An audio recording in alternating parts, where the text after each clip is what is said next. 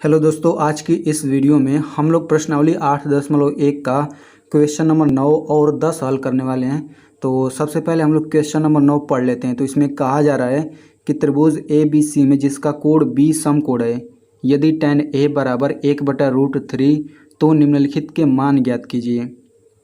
ठीक ना।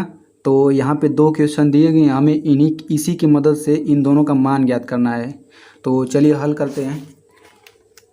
तो सबसे पहले हमें क्या दिया गया है, tan ए बराबर दिया गया है। सबसे पहले जो दिया गया है उसे हम लोग लिख लेते हैं। tan ए बराबर 1/√3 हमारे पास ये दिया गया है। तो सबसे पहले एक समकोण त्रिभुज बनाते हैं, इसे हम लोग ए मान लेते हैं। ये बी हो जाएगा, ये सी हो जाएगा, ये 90 अंश का है। ठीक ना। तो हमें tan ए बराबर 1/√3 दिया गया है। और आपको पता है कि tan थीटा बराबर क्या होता है। यहाँ पे हम लोग लिख लेते हैं जो मैंने ट्रिक बताया था, लाल बटा कक्का। तो tan थीटा बराबर होता है लंब बटा आधार। तो हम लोग इसके बाद लिखेंगे त्रिभुज ए बी सी में, यहाँ पे tan ए बराबर 1/√3 दिया गया है। तो हम लोग त्रिभुज ए बी सी में निकालते हैं tan ए बराबर क्या होगा। तो tan ए बराबर होगा लंब बटा आधार, तो इसके सामने वाला ये लंब हो जाएगा, बी सी बटा आधार हो जाएगा ए बी। तो त्रिभुज से tan ए बराबर इतना आ रहा है और यहाँ पे पहले ही दिया गया है tan ए बराबर 1/√3। तो हम लोग इन दोनों को बराबर कर सकते हैं। तो लिखेंगे इसलिए बी सी बटा ए बी बराबर 1/√3, इतना लिख सकते हैं। अब इसके बाद से हम लोग लिखेंगे यदि बी सी बराबर 1 इंटू के, यहाँ पर इसके आगे केवल के लगा देंगे, के का गुणा कर देंगे। तो जब बी सी बराबर 1 इंटू के होगा तो ए बी बराबर क्या होगा, ए बी बराबर हो जाएगा √3 इंटू के।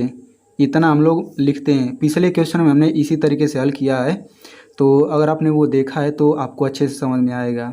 वैसे भी मैं बता दूं इसमें के का गुणा क्यों किया जाता है, तो उसे समझने के लिए हम लोग एक अलग से त्रिभुज बनाते हैं। तो जैसे मान लीजिए यहाँ पे हम लोग एक अलग से यहाँ पे इस तरीके से समकोण त्रिभुज बनाते हैं, ए बी सी। ठीक ना। इसे हम लोग मान लेते हैं, इस लंब की लंबाई मान लेते हैं 2 और इसकी लंबाई मान लेते हैं हम लोग 3। तो अगर इसमें बात करें tan ए का, तो tan ए बराबर हो जाएगा 2/3। और यही हम लोग मान लेते हैं कि इसके जगह, लंब के जगह ये 4 है और इसके जगह ये 6 है। तब अनुपात क्या होगा, तब tan ए बराबर हो जाएगा 4/6। लेकिन इसको देखें तो 2 दूनी 4, 2 3 6, कटने के बाद 2/3 ही आ रहा है। और अगर हम लोग मान लें कि लंब की लंबाई 8 है और इसकी लंबाई 12 है आधार की, तब उस समय tan ए का मान क्या होगा, उस समय tan ए का मान हो जाए 8/12। इसे भी हल करेंगे तो देखिए 4 दूना 8, 4 3 12, कटने के बाद 2/3 ही आ रहा है। ठीक ना। यानी कि जो यहाँ पे मान आता है ये अनुपात रहता है, वो भुजाओं की एग्जैक्ट लंबाई नहीं दिया रहता है। तो आई होप आप समझ गए होंगे। तो यही कारण है कि हम लोग बी सी बराबर 1 इंटू के लिखते हैं और ए बी बराबर √3 इंटू के, यानी कि इसके आगे हम लोग के लगा देते हैं। क्योंकि बी सी बराबर ये 1 एग्जैक्ट नहीं दिया गया, ये कटने के बाद इतना अनुपात आता है। अगर हम लोग इन दोनों का अनुपात निकालें तो के से के कट जाएगा, इतना हमारे पास बच जाएगा। ठीक ना। तो इसीलिए के मानते हैं। इसमें के जो है एक धनात्मक पूर्णांक है, तो हम लोग उसको भी लिख लेंगे जहाँ के एक धनात्मक पूर्णांक है। ठीक ना।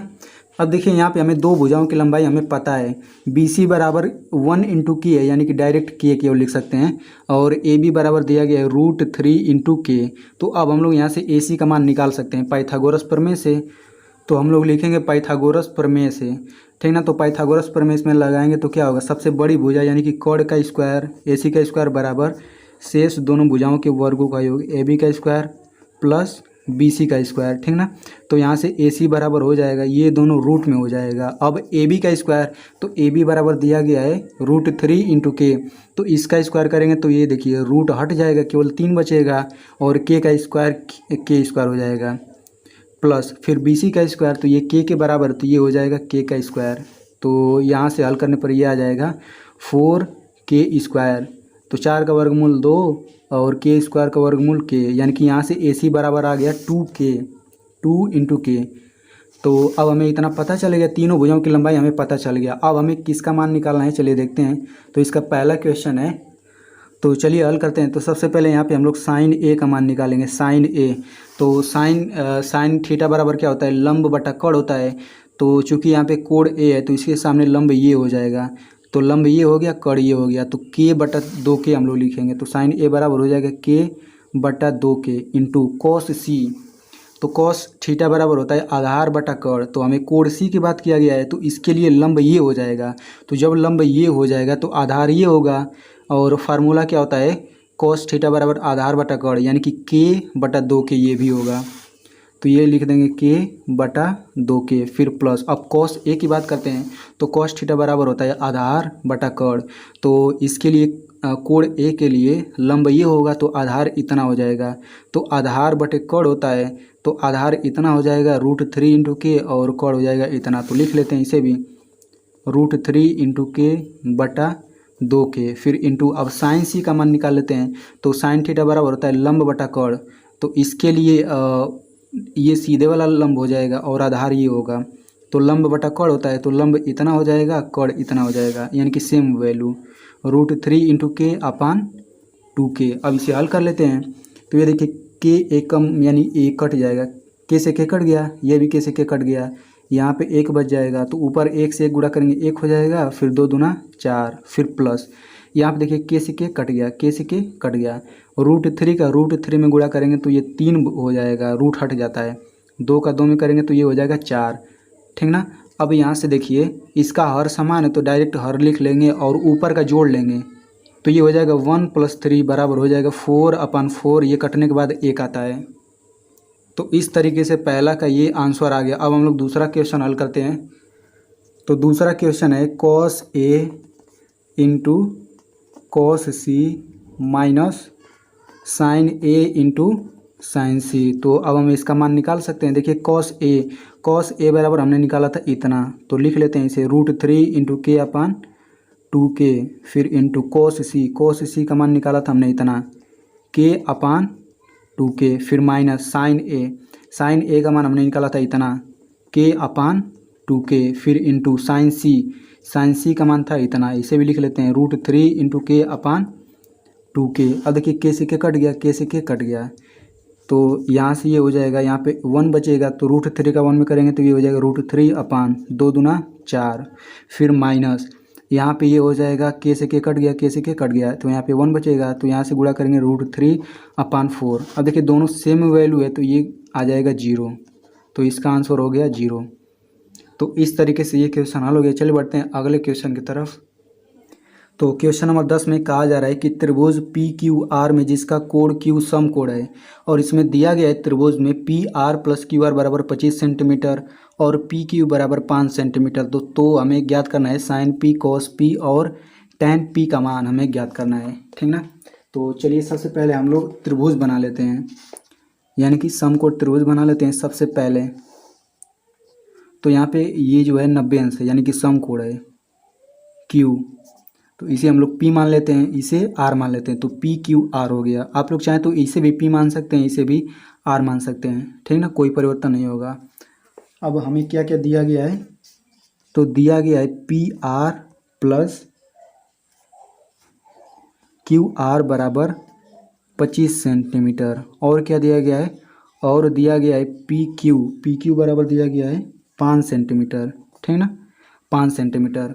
तो अब हम लोग इसमें देखिए PQ बराबर दिया गया है 5 सेंटीमीटर, और हमें PR की लंबाई और QR की लंबाई इन दोनों का योग 25 सेंटीमीटर दिया गया है। तो हम लोग इन्हीं दोनों समीकरण की मदद से इन तीनों भुजाओं की लंबाई ज्ञात करेंगे, उसके बाद ही हम लोग साइन P cos P और tan P का मान ज्ञात कर सकते हैं, ठीक ना। तो अब हम लोग लिखेंगे पाइथागोरस प्रमेय से। तो अब हम लोग त्रिभुज PQR में पाइथागोरस प्रमेय लगाते हैं। तो कोण का स्क्वायर यानी कि सबसे बड़ी भुजा का स्क्वायर PQ² बराबर, यानी कि इसमें कोण का स्क्वायर, ये गलत हो गया, कोण का स्क्वायर, कोण क्या है PR है, तो PR का स्क्वायर शेष दोनों भुजाओं के वर्गों का योग PQ का स्क्वायर प्लस QR का स्क्वायर। तो देखिए यहाँ पे PR है तो हम लोग सबसे पहले यहाँ से PR का मान निकाल लेते हैं। तो यहाँ से अगर हम लोग PR का मान निकालें तो ये QR इधर पक्षांतर हो जाएगा, तो ये हो जाएगा 25 माइनस QR, इतना हो जाएगा, ठीक ना। तो अब हम लोग PR की जगह उतना लिख लेते हैं 25 माइनस QR का स्क्वायर बराबर, अब यहाँ से PQ का मान दिया गया है 5, तो ये हो जाएगा 5 का स्क्वायर, फिर प्लस क्यू इंटू आर का स्क्वायर। अब यहाँ से ए माइनस बी का होल स्क्वायर वाला फार्मूला लगा लेते हैं। तो ये हो जाएगा ए स्क्वायर यानी कि 25 का स्क्वायर हो जाएगा 625 प्लस बी स्क्वायर यानी कि ये हो जाएगा क्यू आर का स्क्वायर, फिर -2ab तो -2 इंटू ए इंटू बी तो ये हो जाएगा 25 दूना 50 इंटू क्यू आर, फिर बराबर ये हो जाएगा 5 का स्क्वायर 25 प्लस क्यू आर का स्क्वायर। तो दोनों पक्षों से क्यू स्क्वायर कट जाएगा, ठीक ना। हमारे पास ये हो जाएगा -50 क्यू आर बराबर यहाँ पे इधर हो जाएगा 25, इसको पक्षांतर कर देते हैं तो ये हो जाएगा -625। तो इसे हल करते हैं -50 क्यू आर बराबर 625 में से 25 में से 625 घटाएंगे तो ये आ जाएगा -600। तो अब यहाँ से क्यू आर का मान निकालेंगे तो ये हो जाएगा -600। अब यहाँ पे गुणा होता है तो इधर भाग हो जाएगा -50, माइनस माइनस कट गया, 0 से 0 कट गया। 5 का भाग देंगे 60 में तो 5 एकम 5, 5 दूना 10। तो इस तरीके से क्यू आर बराबर हो गया 12 सेंटीमीटर, ठीक ना। तो यहाँ पे दो भुजा तो हमें पता चल गया क्यू आर और पी क्यू। अब हमें पी आर का मान निकालना है। तो यहाँ से देखिए पी आर बराबर 25 माइनस क्यू आर है और क्यू आर बराबर हमने निकाला था 12, तो यहाँ पे 12 रखेंगे तो 25 में से 12 घटाएंगे तो 13 यानी कि पी आर की लंबाई 13 हो गया। तो पी आर बराबर हो जाएगा 13 सेंटीमीटर। अब सभी का मान लिख लेते हैं। तो पी आर की लंबाई हो गई 13 सेंटीमीटर, क्यू आर की लंबाई हो गई 12 सेंटीमीटर, ठीक ना। अब हमें sine P cos P tan P का मान निकालना है। तो साइन पी हो गया तो यहाँ पे भी वो फार्मूला लगा देते हैं, लाल बटे कक्का। तो ये हो जाएगा साइन, ये हो जाएगा कॉस थीटा का मान, ये हो जाएगा टेन थीटा का मान, यानी कि साइन थीटा बराबर हो जाएगा लंब बटा कोण, ठीक ना। तो कोण यहाँ पे है तो साइन थीटा बराबर हो जाएगा ये सामने वाला लंब हो जाएगा, कोण ये हो जाएगा, यानी कि 12/13। साइन पी बराबर हो गया 12/13, इतना आंसर हो गया। अब कॉस पी की बात करते हैं तो कॉस बराबर हो जाएगा आधार बटा कोण। तो चूंकि कोण यही है तो लंब यही होगा, आधार इतना हो जाएगा 5 सेंटीमीटर, कोण हो जाएगा 13, तो ये हो जाएगा 5/13 इसका आंसर हो जाएगा, ठीक ना। अब बात करते हैं टेन पी का। तो टेन पी बराबर हो जाएगा लंब बटा आधार, तो इसके लिए लंब ये हो जाएगा, आधार ये हो जाएगा, तो ये इस तरीके से हो गया 12/5। तो इस तरीके से ये भी क्वेश्चन हल हो गया। तो दोस्तों अगर आप ऐसे ही कक्षा 10 के एनसीईआरटी मैथ को बिल्कुल सरल तरीके से पढ़ना चाहते हैं तो आप मेरे चैनल को सब्सक्राइब कर लीजिए।